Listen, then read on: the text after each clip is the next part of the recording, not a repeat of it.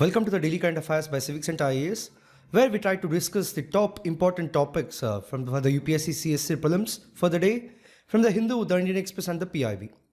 Displayed are the list of topics which we have chosen for today's discussion. The first article of the day talks about the Mission Vatsalya scheme. In this context, we'll talk about it.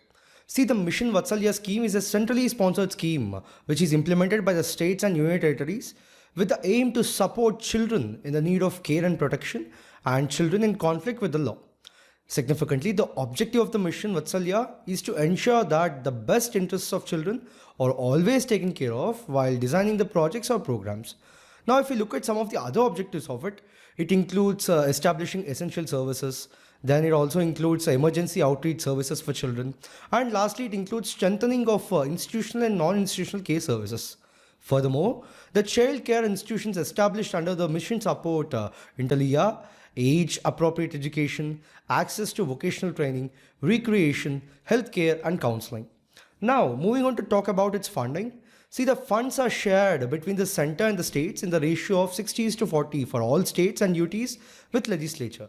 But except the northeastern states and hilly states, where like the states like the Himachal Pradesh and Uttarakhand and the UT of Jammu and Kashmir, the cost sharing is in the ratio of 90:10.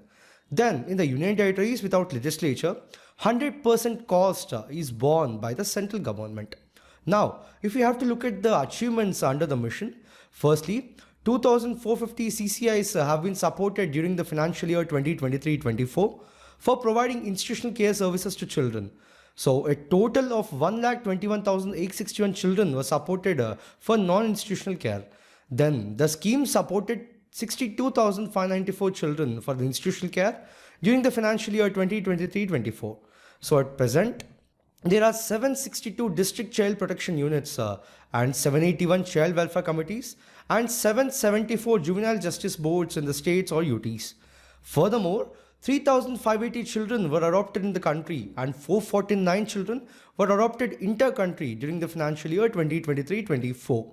The second article is also from the PIB, which says that the Department of Fisheries under the Ministry of Fisheries, Animal Husbandry and Dairying of the Government of India under the Pradhan Mantri Matsya Sampada Yojana has approved the proposals received from the Government of Andhra Pradesh at a total cost of 2,398.72 crore with a central share of 559.10 crore for the development of fisheries and aquaculture in the state, including the Vizianagaram district. In this context, we will talk about the Pradhan Mantri Matsya Sampada Yojana, in short called the PMMSY. See, the PMMSY is a governance scheme aimed at boosting the fisheries sector in India with a focus on sustainability, modernization and fisheries welfare. Furthermore, the scheme was approved with a total investment of 20,050 crore to be implemented over 5 years from financial year 2020-21 to financial year 2024-25. Now, if you have to look at the objectives of this scheme, see the primary aims of the scheme are, firstly, harnessing fisheries potential in an inclusive, responsible and equitable manner. Secondly, expanding and intensifying the fish production through land and water resource management. Thirdly, strengthening post-harvest management, quality improvement and technological advancements. Then fourthly, increasing the income of the fishers and fish farmers while generating employment. Then we have enhancing the contribution of fisheries to India's agriculture GDP and exports. Lastly, establishing a robust regulatory framework for fisheries and ensuring social, physical and economic security for the fishers. Now, if you have to look at the funding for livelihood and nutritional support under the scheme, see, a special funding pattern is allocated for the livelihood and nutritional support to socio-economically backward fishers during the fishing ban or the lean period.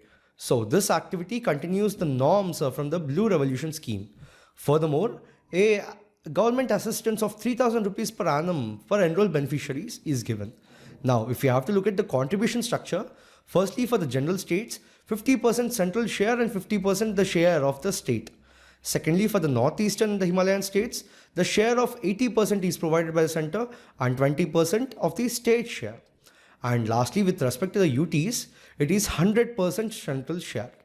Now, with respect to total annual funding for beneficiary, see, it is 4,500 rupees, where 1,500 is from the beneficiary, 1,500 is from the state share, and 1,500 from the central share. Looking at the disbursement, 1500 rupees per month for 3 months is disbursed during the lean period. The third article of the day says that India's nuclear power generation capacity has grown significantly in last one decade, nearly doubling from 4780 megawatt in 2014 to 8180 megawatt in 2024. In this context, we'll first talk about the BHAVINI initiative of the government, then we'll talk about the fast breeder reactors. See, BHAVINI, which stands for Bharatiya Nabhikiya Vidyut Nigam Limited, is a government company under the administrative control of the Department of Atomic Energy, incorporated on 22nd October of 2003.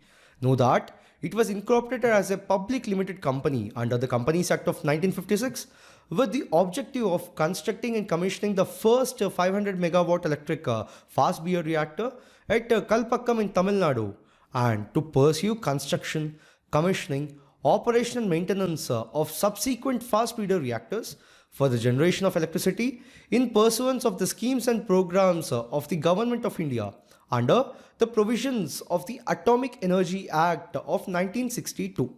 Now, BHAVINI is currently constructing a 500 megawatt electric prototype fast breeder reactor at Kalpakkam, 70 kilometers away from Chennai. Know that the prototype fast breeder reactor is a forerunner of the future fast breeder reactors and is expected to provide energy security to the country. Furthermore, the fast breeder reactor is being built with the design and technology developed at the Indira Gandhi Center for Atomic Research located at Kalpakkam. Now, if we have to talk about the fast breeder reactor, see, the fast breeder reactor will initially use the uranium-plutonium mixed oxide fuel. Furthermore, the uranium-238 blanket surrounding the fuel core will undergo nuclear transmutation to produce more fuel, thus earning the name breeder. Now, know that the use of thorium-232, which in itself is not a fissile material, as a blanket is also envisaged in this stage.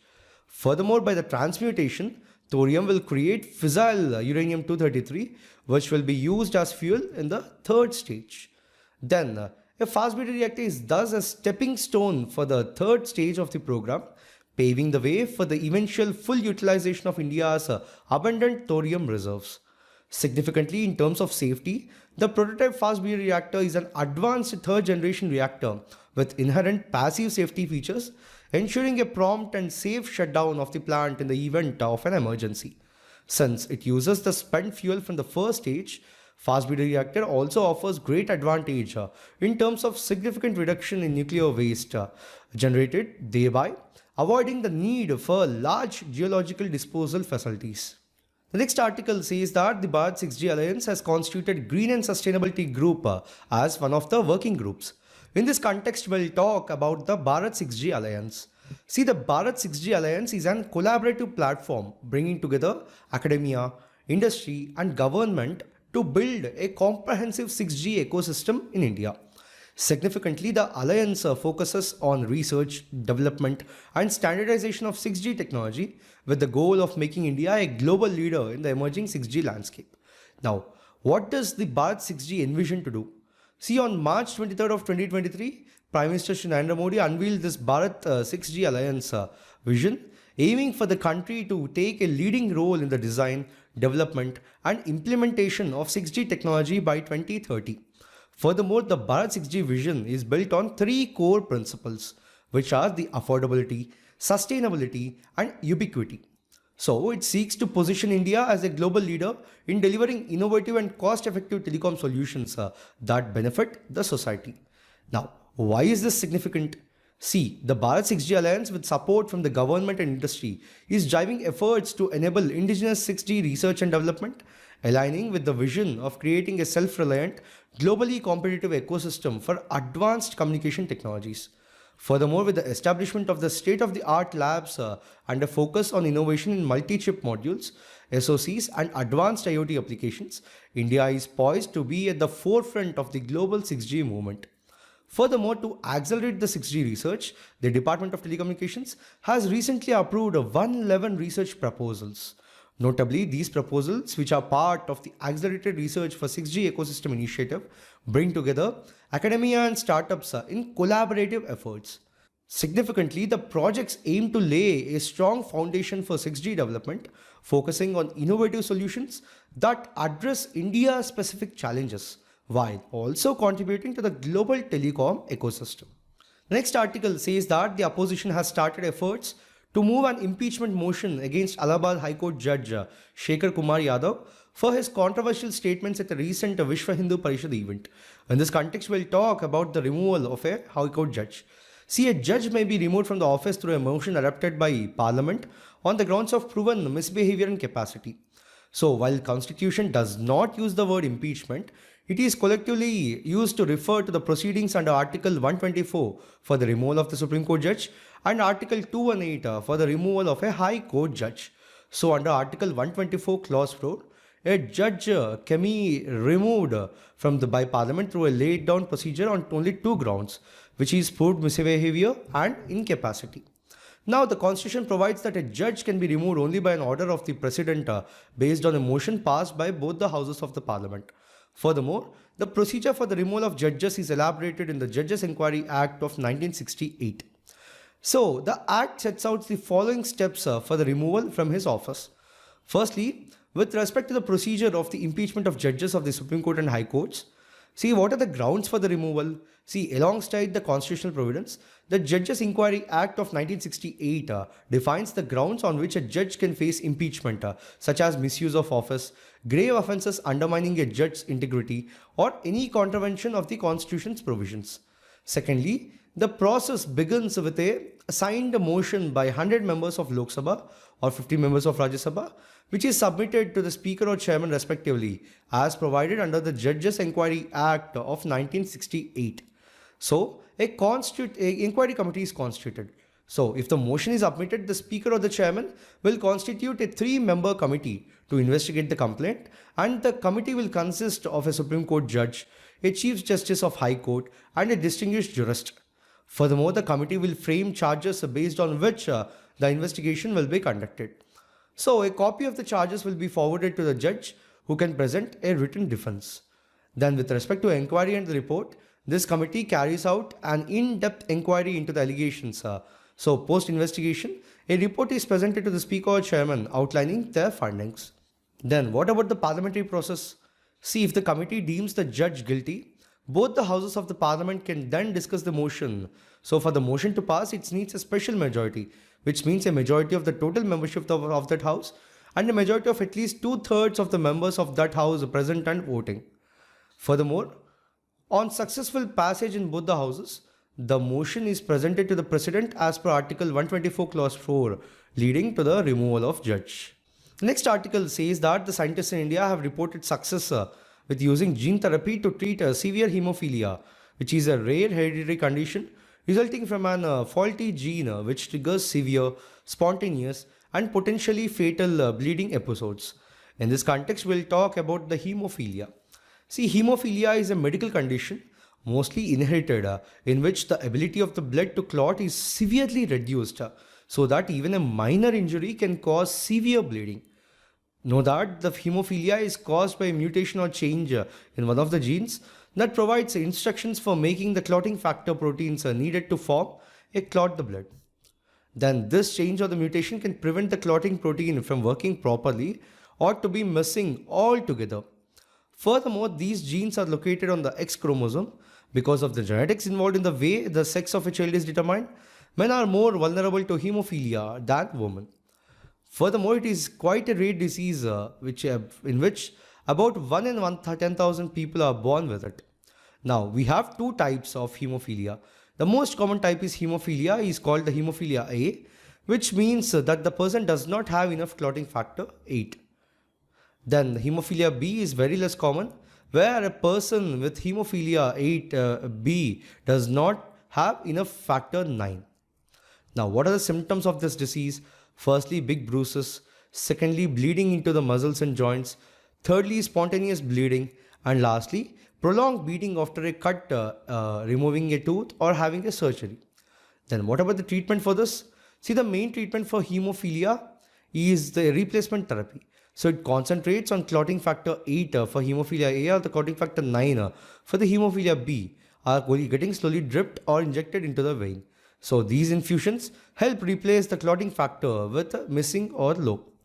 The next article says that the Social Dialogue Report of the International Labour Organization released in Geneva, has recommended the governments to uphold fundamental principles and rights at work, especially freedom of association and the effective recognition of the right to collective bargaining. In this context, we'll talk about the International Labour Organization. See, created in the 1919 as part of the Treaty of the Versailles that ended the World War I, to reflect the belief that universal and lasting peace can be accomplished only if it is based on social justice. Know that the headquarters of the ILO is based in Geneva of Switzerland. Furthermore, it devoted to promoting the social justice and internationally recognized human and labor rights, pursuing its founding mission that social justice is essential to universal and lasting peace. Furthermore, the only tripartite UN agency, that is, the negotiations within the organization, are held between the representatives of governments, trade unions, and member states' employers. Also, it brings together governments, employers, and workers of 187 member states. Notably, it set labor standards, developed policies, and devised programs promoting decent work for all men and women. Now, if you have to talk about in the ILO in the Indian context, see, India is a founding member of the ILO and also has been a permanent member of the ILO governing body since 1922. Furthermore, in India, the first ILO office was started in the year 1928. Now, if you have to look at the ratifications, 6 out of the 8 core fundamental ILO conventions are these are the conventions mentioned here. And if you would look at here, these are the reports published by the International Labour Organization. The next article says that the World Health Organization WHO Southeast Asia region contributes to 1.5% of the burden of malaria cases globally, and India accounted for about half of all estimated cases in 2023, followed by Indonesia, which carried it just under 1/3. In this context, we'll talk about the malaria and just the highlights of the report. See, malaria is a life-threatening disease caused by a parasite transmitted to humans through the bites of infected female Anopheles mosquito. Now, it is mostly found in tropical countries and it does not spread from person to person, but can also be transmitted through blood transfusion or contaminated needles. Know that malaria is both preventable and curable. Now, if we have to talk about the symptoms, firstly, fever, chills, and headache are the mild symptoms, whereas if you look at the severe symptoms, they are fatigue, confusion, seizures, difficulty in the breathing, dark or bloody urine, jaundice, and abnormal bleeding. Now, know that the symptoms typically appear 10 to 15 days after being bitten by an infected mosquito. Now, if you have to talk about the malaria parasites, see, there are 5 species of Plasmodium parasites that cause malaria in humans. Firstly, P. falciparum, which is the deadliest parasite prevalent in Africa. Then we have P. vivax, which is the dominant parasite outside sub-Saharan Africa. And lastly, we have P. malari, P. ovale, and P. knowlesi, which are the other species causing human infections. Now, talking about its diagnosis, see, it is confirmed by parasite-based diagnostic test, which is the microscopy or the rapid tests. Now, what about the treatment for it? See, these are some of the common medicines for malaria. Then, according to WHO's latest World Malaria Report of 2024, it notes that since 2000, the WHO Southeast Asia region has made significant progress against malaria, and estimated malaria cases in the region fell from 22.8 million in 2000 to 4 million in 2023, which is a reduction of 82.4%. Furthermore, in the period 2022-2023, 4 countries achieved reductions in their malaria caseload, which are the Bangladesh, India, Indonesia, and Nepal. Also, meanwhile, 3 countries saw cases increasing, which are the Democratic Republic People of Korea, Thailand, and Myanmar. Then in 2023, both the Timor-Leste and Bhutan reported 0 indigenous cases of malaria. The next article says that Assam Chief Minister Himanta Biswa Sharma said that the state government would begin verification of applications for Aadhaar cards in Assam and reject applications whose families had not applied to be part of National Register of Citizens. In this context, we'll talk about the National Register for Citizens, in short called the NRC. See, the NRC is a register containing names of the all genuine Indian citizens. But at present, only Assam has a such register. So the exercise may be extended to other states as well, but Nagaland is already creating a similar database known as the Register of Indigenous Habitants. Then, furthermore, the center is planning to create a national population register which will contain demographic and biometric details of citizens. Now, what is the NRC in Assam? See, the NRC in Assam is basically a list of Indian citizens living in the state. Furthermore, the Citizens Register sets out to identify foreign nationals in the state that borders Bangladesh. Also, the process to update the register began following a Supreme Court order in 2013, with the states nearly 33 million people having to prove that they were Indian nationals prior to March 24 of 1971. Now, if we have to talk about the 1951 NRC in Assam, see, the NRC for the Indian citizens in Assam was first created in 1951. So, Manipur and Tripura were also granted permission to create their own NRCs, but they never materialized. Also, the reason behind the move was to identify Indian citizens in Assam amid unabated migration from East Pakistan, which is now the Bangladesh. So, the list comprised of those who lived in India on January 26th of 1950 and were born in India or had parents who were born in India or had been living in India for at least 5 years before the January 26, 1950 cutoff. The last article of the day says that in a bid to check instances of corruption and illegal gratification within the Employees Provident Fund Organization, in short called the EPFO, the retirement fund body has compulsorily retired as many as 12 officers on corruption charges in the last 2 months. In this context, we'll talk about the EPFO. See, it is a statutory body that came into existence under the Employees Provident Fund and the Miscellaneous Provisions Act of 1952. Know that EPFO is the nodal agency for implementing bilateral social security agreements with other countries. Further, it is one of the largest social security organizations in India, both in terms of beneficiary base and the quantum of the financial transactions undertaken. Lastly, the EPFO is under the administrative control of the Ministry of Labour and Employment under the Government of India.